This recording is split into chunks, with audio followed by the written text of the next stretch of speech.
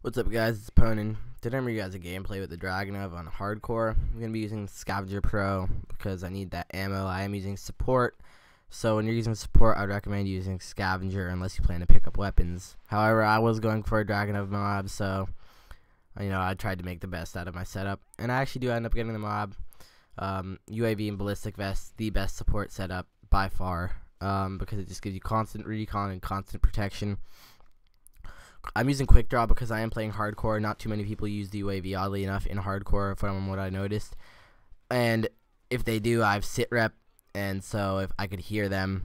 This actually was before the patch where you could hear people dead silence a lot fainter, but it still worked out for me in this gameplay. I got lucky,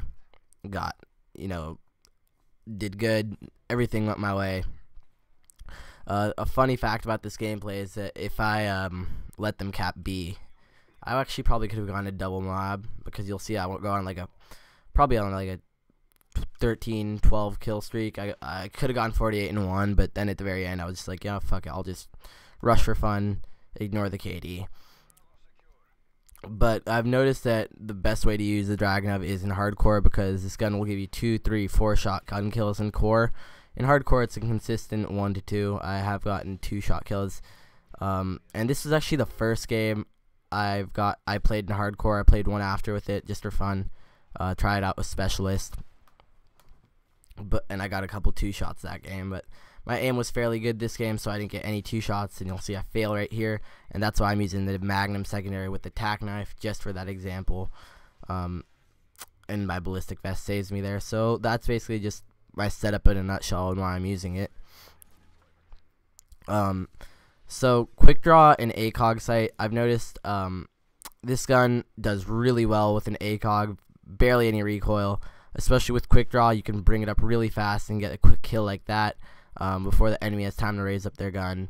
And generally with the Dragonuvvvv, I've found that you don't want to stay, at least in hardcore, you don't want to stay in too far of range. You want to stay in medium range, definitely not close range, and that's why I'm using the 44 Magnum to get a nice one-shot kill when they are close range. And instead, I use the Dragonuvvvv from mid-range. It works out best. Still get those one-shot kills all the time. So that's generally what you want to do. Over here, I hear a bunch of people on my headset, so I decide to not stand up, sit down with my 44 Magnum, because they're probably going to approach, and I make the right decision. So the best proficiency definitely to use on this gun is definitely not 2 attachments. Different from all the other sniper rifles like the RSAS, definitely 2 attachments works out best. On this gun, it's just the ACOG and kick. You're going to need kick, especially, well, I know I did, because I wasn't using specialist bonus, so I needed that nice kick throughout the whole game. Even if you were using specialist bonus, it would be very hard to get specialist bonus without kick with this weapon. And this is precisely why I'm playing hardcore, is because people are oblivious. People who rely on the radar and who are new to hardcore. I actually got kind of lucky, because I think I was playing people who are new to hardcore. I'm new to hardcore, but I made a mental note not to rely off the UAV and more off sound. And I think that's just a common theme in hardcore.